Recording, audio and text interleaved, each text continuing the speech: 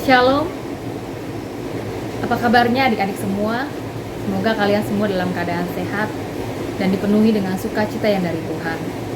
Saya berharap di lain kesempatan kita bisa bertatap muka dalam ibadah remaja seperti pada malam hari ini. Dan saya bersyukur kepada Tuhan kalau ternyata saya masih berkesempatan untuk kembali melayani kalian dalam penyampaian firman Tuhan di ibadah remaja, walaupun harus melalui media rekaman ini. Mari malam hari ini kita sama-sama belajar tentang firman Tuhan yang berjudul Bertambah Teguh dalam Iman. Kita buka firman Tuhan di dalam Kolose 2 ayat 6 sampai 8. Kita baca bersama-sama ya. Kolose 2 ayat 6 sampai 8, demikianlah firman Tuhan. 2, 3. Kamu telah menerima Kristus Yesus Tuhan kita. Karena itu, hendaklah hidupmu tetap di dalam Dia. Hendaklah kamu berakar di dalam Dia dan dibangun di atas Dia. Hendaklah kamu bertambah teguh dalam iman yang telah diajarkan kepadamu, dan hendaklah hatimu melimpah dengan syukur. Hati-hatilah, supaya jangan ada yang menawan kamu dengan filsafatnya yang kosong dan palsu, menurut ajaran turun-temurun dan roh-roh dunia, tetapi tidak menurut Kristus. Amin. Tuhan Yesus memberkati. Semoga saja adik-adik semua, saudara-saudara di tempat ini masih mengingat tentang firman Tuhan yang saya bawakan bulan yang lalu, yaitu mengenai bermegah di dalam Tuhan. Di mana kita sama-sama belajar bahwa ukuran yang Tuhan pakai bukanlah apa yang dilihat oleh manusia, tetapi iman kita. Seperti yang tertulis di dalam Ibrani 11 ayat 6. Tetapi tanpa iman tidak mungkin orang berkenan kepada Allah. Demikianlah Allah menjadikan Daud raja Israel bukan karena parasnya atau perawakannya, bukan karena apa yang terlihat oleh mata, tetapi karena Daud memiliki iman dan kasih kepada Allah. Rasul Paulus mengingat kepada jemaat di Kolose, ya. Rasul Paulus mengingatkan jemaat di Kolose agar mereka yang telah menerima Yesus Kristus sebagai Tuhan, beriman kepada Tuhan Yesus Kristus, tetap hidup di dalam Tuhan Yesus, yaitu dengan cara berakar di dalam Tuhan Yesus dan dibangun di dalam Tuhan Yesus. Bagaimana caranya agar kita bisa berakar di dalam Tuhan Yesus? Yaitu dengan menjadikan hati kita, diri kita, tanah yang subur untuk setiap benih firman yang ditaburkan. Ya, seperti pohon yang mencari makanannya lebih dalam dan lebih dalam lagi ke dasar tanah, sehingga akarnya akan semakin kuat. Dan ketika akarnya kuat, maka pohon tersebut akan mendapat suplai makanan yang cukup untuk membuat pohon itu semakin besar dan semakin kokoh, bahkan menghasilkan buah. Ya, seperti yang dikatakan dalam Matius 13 ayat 21. Tetapi ia tidak berakar dan tahan sebentar saja. Apabila datang penindasan atau penganiayaan karena firman itu, orang itu pun segera murtad. Amin. Tuhan Yesus memberkati. Ya. Kenapa kita harus berakar? Matius 13 ayat 21 mengatakan kita harus berakar agar apabila datang penindasan atau penganiayaan karena firman itu, kita tidak akan murtad dan meninggalkan iman kita.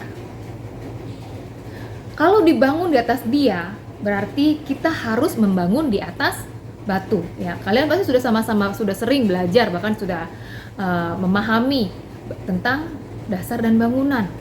Ya, kita harus membangun di atas batu, bukan di atas pasir. Di atas batu, di atas siapa?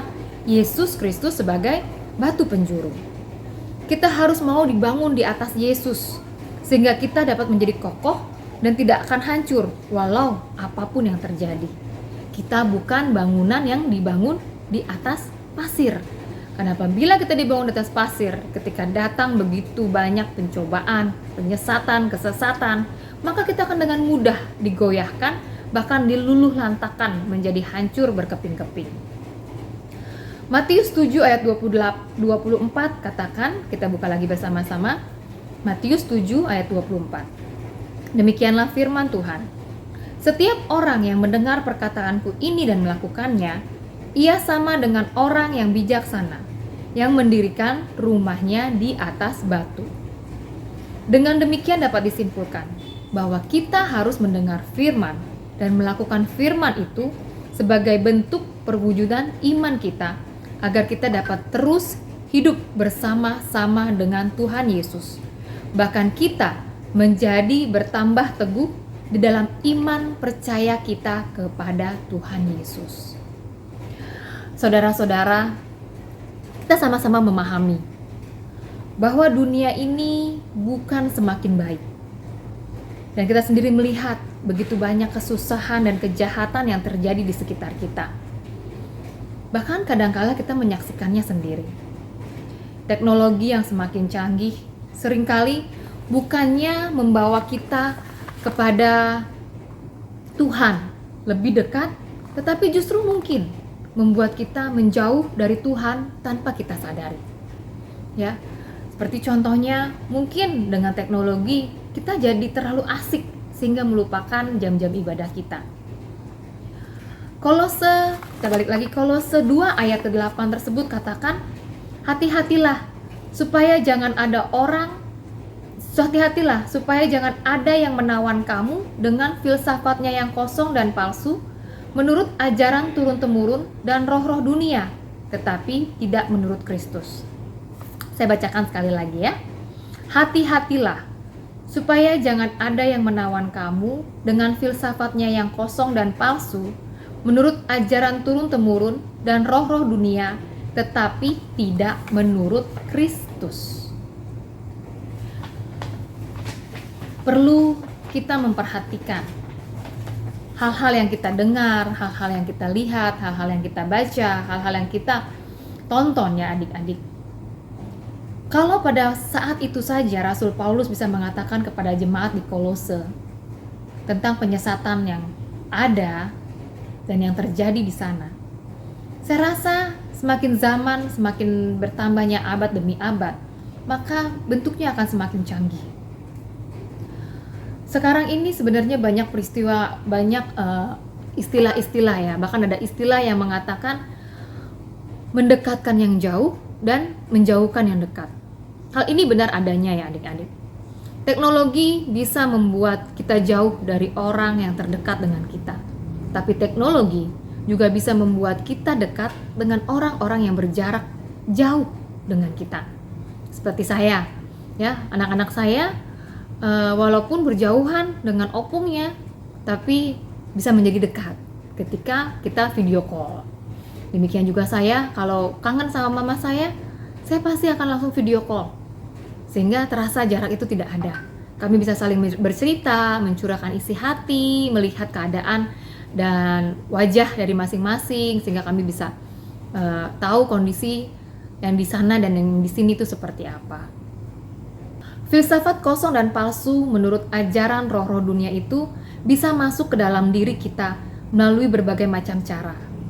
Di sini pasti kita sering ya senang menonton drama Korea misalnya, atau kita senang juga bacaan cerita novel atau cerita-cerita yang lain, baik melalui buku ataupun melalui media elektronik. Nah, tapi kita harus waspada ya adik-adik. Dari cerita tersebut itu kan dibuat oleh manusia. Berhati-hatilah, dikatakan, berhati-hatilah. Karena semua itu bisa saja menyesatkan kita. Bahkan dari apa yang kita dengar di sekeliling kita ini, seperti ajaran turun-temurun nenek moyang yang tidak berdasarkan kebenaran, itu pun bisa menyesatkan kita. Jadi kita harus berawas-awas dengan lingkungan kita, dengan apa yang kita dengar, dengan apa yang kita lihat, dengan apa yang kita pelajari.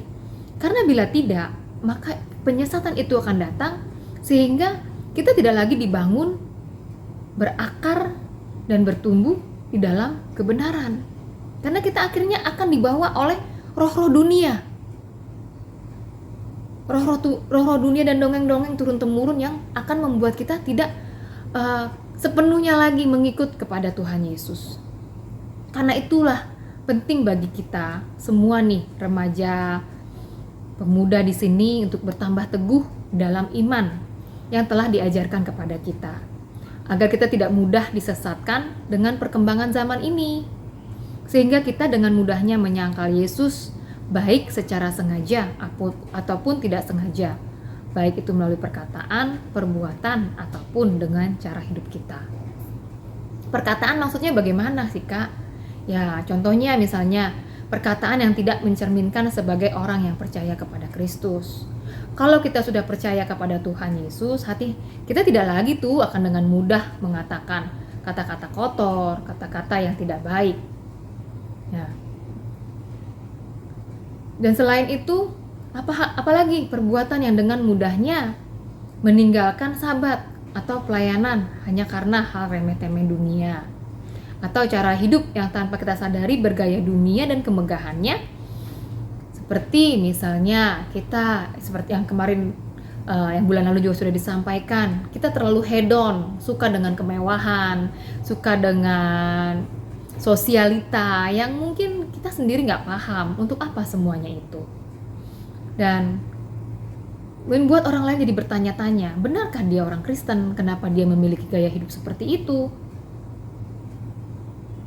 Jadi dengan perbuatan kita sendiri menyangkal Tuhan Yesus. Ingat lagi firman Tuhan yang bulan lalu ya, bermegah di dalam Dia. Dan karena dengan selalu bermegah di dalam Tuhan, maka hal itu bisa menjaga diri kita dari segala macam bentuk penyesatan zaman.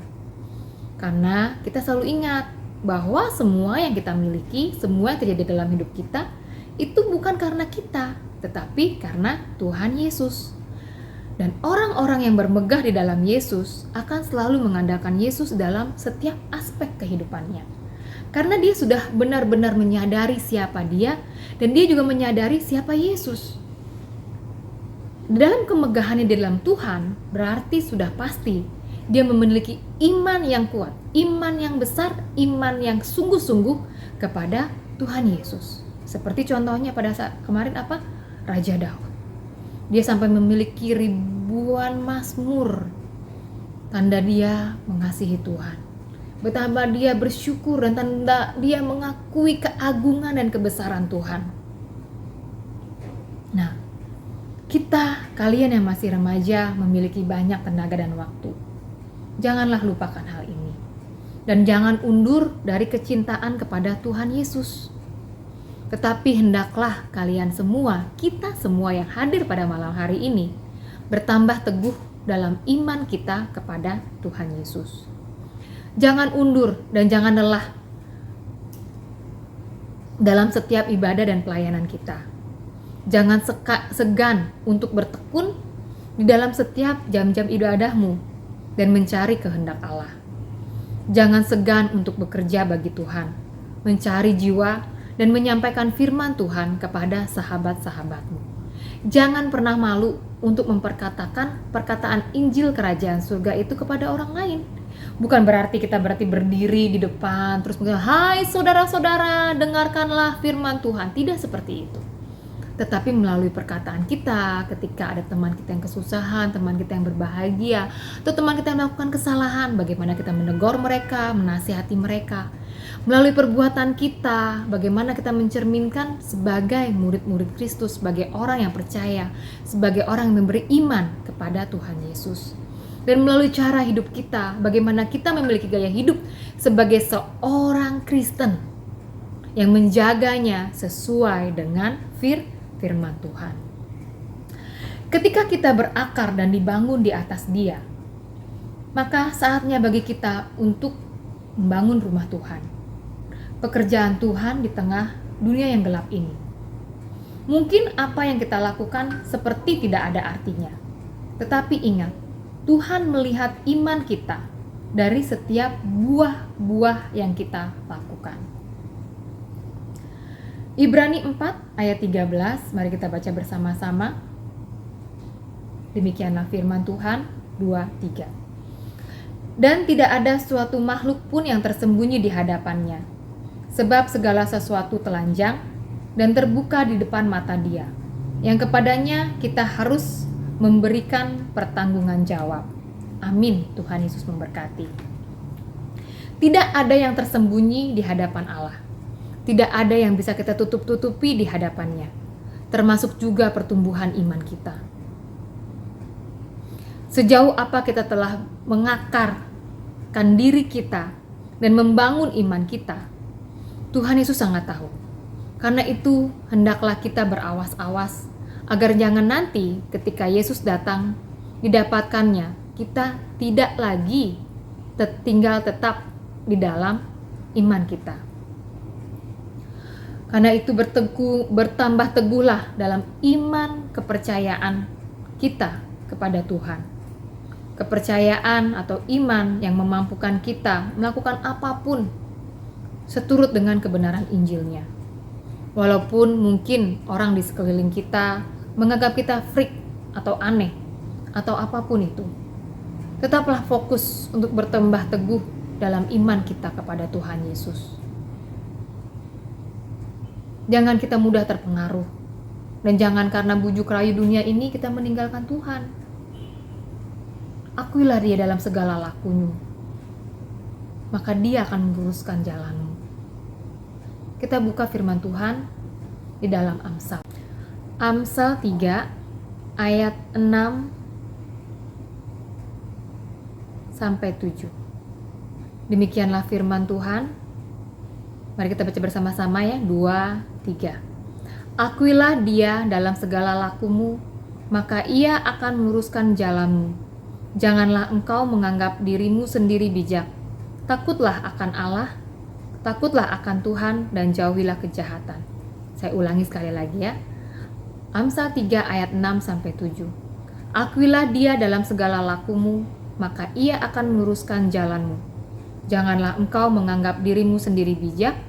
Takutlah akan Tuhan, dan jauhilah kejahatan. Amin. Tuhan Yesus memberkati. Akuilah Dia dalam segala lakumu, maka Ia akan meluruskan jalanmu. Tetaplah bertekun di dalam iman, bertambah teguh dalam iman kita kepada Tuhan Yesus. Jangan pernah tinggalkan Dia, apapun yang terjadi. Untuk menjaga kita untuk tetap tinggal di dalam Dia sangat mudah sebetulnya, saudara-saudara, ya adik-adik semua. Yaitu jangan pernah tinggalkan ibadahmu. Karena kalau kita sudah meninggalkan ibadah kita, maka kita akan sangat mudah terseret oleh arus dunia ini. Mungkin kita terasa baik-baik aja. Saya masih percaya Tuhan Yesus kok.